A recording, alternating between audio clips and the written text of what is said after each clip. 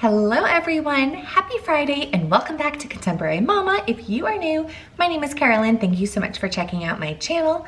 I hope you'll consider sticking around and subscribing. It's completely free. You just have to click that red button down below, turn on that notification bell so you never miss an upload. I can't believe it, it's already part 3 of my Crocktober series, and today's video is really special because I am going to be sharing with you exactly how I make my husband's famous pulled pork recipe. He has been perfecting this recipe for years and we make it all the time. It makes a ton, so it's great if you are having a party or gathering because you can leave it on warm in the crock pot and let people serve themselves as they please. It also works so beautifully in so many different recipes. Today, we're just making sort of traditional pulled pork sandwiches, but you can also make it in a ton of different ways, like on top of pizza, in omelets, burrito bowls. Seriously, the list goes on, and it also freezes really well. So I really hope that you enjoy this recipe. Let me know if you're gonna give it a try. Give this video a big thumbs up if you enjoy crockpot recipes like this, and let's get started. So I'm gonna get this pork started by grabbing 2 large sweet onions. I'm gonna peel them and cut them into large rings. After that's done, all I need to do is grab my slow cooker, spray it with some nonstick spray, and sprinkle one of the onions in the bottom of the slow cooker, saving the other one for later.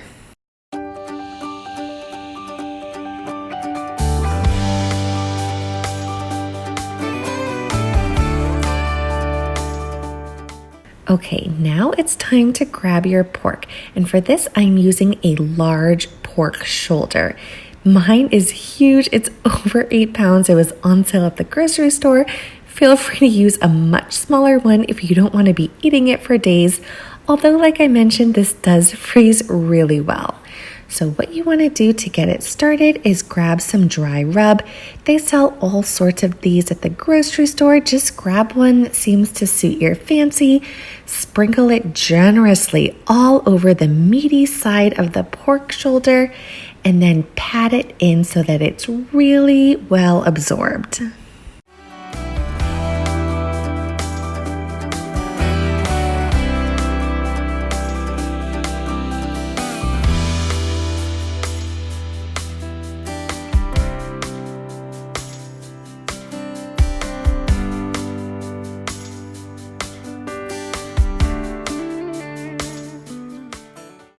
Then you're gonna place your pork with the fat side up and sprinkle your rub and pat it in on the fatty side as well.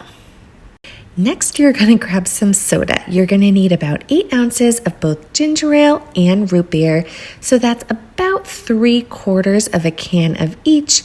You want to gently pour it over the pork shoulder, trying not to disturb all of that yummy rub, although it is inevitable that some of it is going to wash away. Then all you need to do is sprinkle the rest of the onion on top of the pork.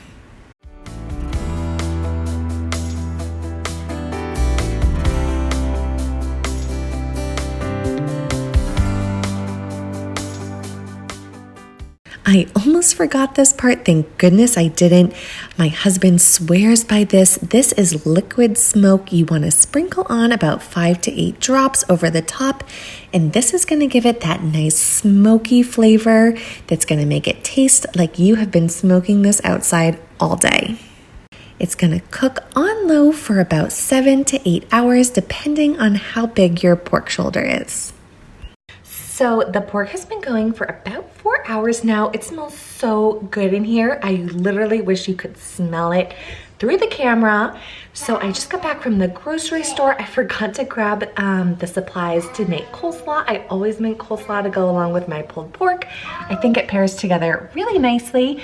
And while I was at the store, I sort of did an impulse buy and I got the ingredients to make one of my favorite slow cooker desserts, peach cobbler. Seriously, this recipe is so easy and everybody loves it. It's always a crowd pleaser. So that takes about 4 hours to cook. So that's absolutely perfect. They'll be done at the same time. So let me show you how I make that. And I'm also gonna throw together that coleslaw too.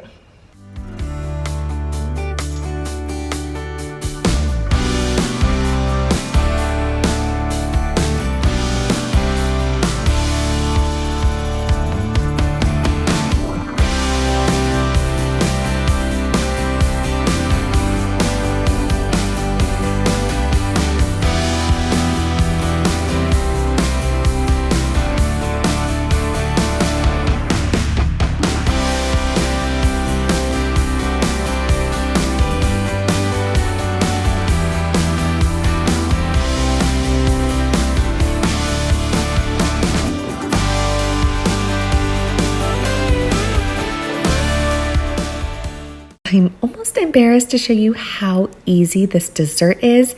To get started, you need 4 cups of peaches. And yes, in the summer, you could totally use fresh peaches, peel them, slice them up. But honestly, no matter what time of year it is, I always use frozen peaches. They are so much easier. They're clean, peeled, and prepped. So you're gonna add those to a bowl along with 3/4 cup of brown sugar and 2 teaspoons of cinnamon, and then mix it all up so that the peaches are well coated.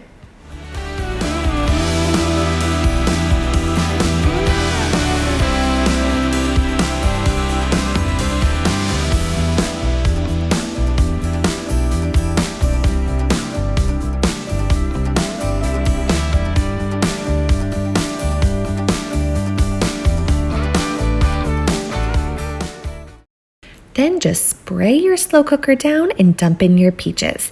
And if I wasn't doing the pork at the same time, I would definitely be doing this in my larger slow cooker, but I'm gonna make this small one work.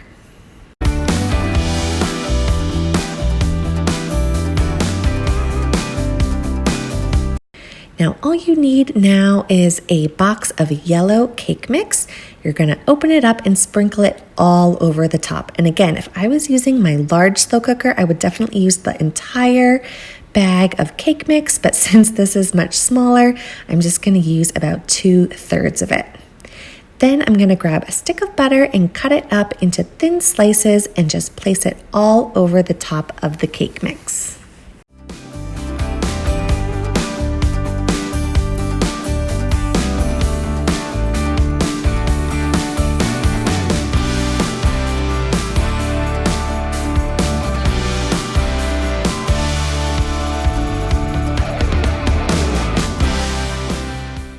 This is going to cook on high for about 3.5 to 4 hours. It's been about 8 hours that the pork has been cooking, so I'm going to get started with my other side dish. I am going to be just heating up some of these sweet potato and cauliflower veggie tots I got at the freezer section of my grocery store. These were so yummy. And apparently the lights I'm using to film are so bright, my daughter needed to wear her sunglasses.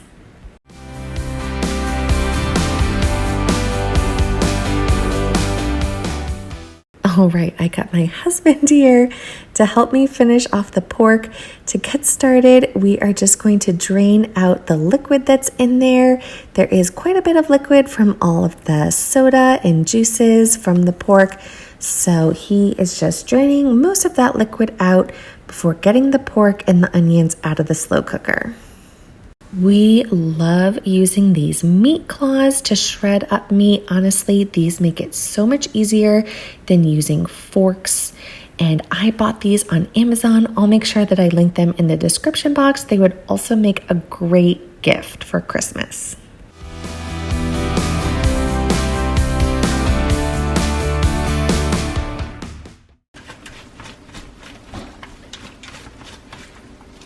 Do you have any tips? I just like to go quick and fast, get some small shreds in, let the steam out, because soon you're going to hit those big fat bones. And then also go over on this side. Cut. Yeah, what do you do with that big fat This piece? should come off fairly easily now. So after he discarded that fat layer, he is just going to town, shredding all the meat off the bone. Once all the meat is shredded up, you can put it back in the slow cooker and add in your barbecue sauce. If you are an overachiever, feel free to make your own. We use the bottled version and it tastes great. You're just going to want to let that barbecue sauce heat up in with the meat for about another 15 to 30 minutes so it's really well absorbed. This meal was so delicious. Honestly, the amount of hands-on cooking is very, very low. I love how it turned out. It was so tasty.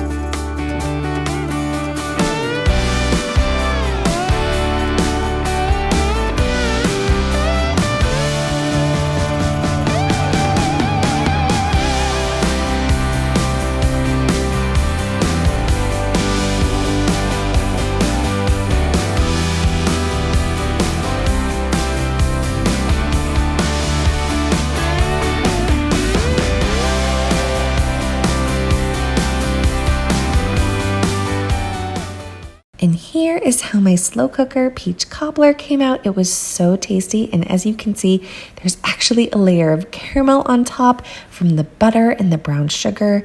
This took no time at all to prep, and it could be easily doubled and great for a crowd. I hope you all enjoyed episode 3 of my Crocktober series. Make sure to give it a thumbs up, subscribe before you leave, and I'll see you on Tuesday with a brand new video.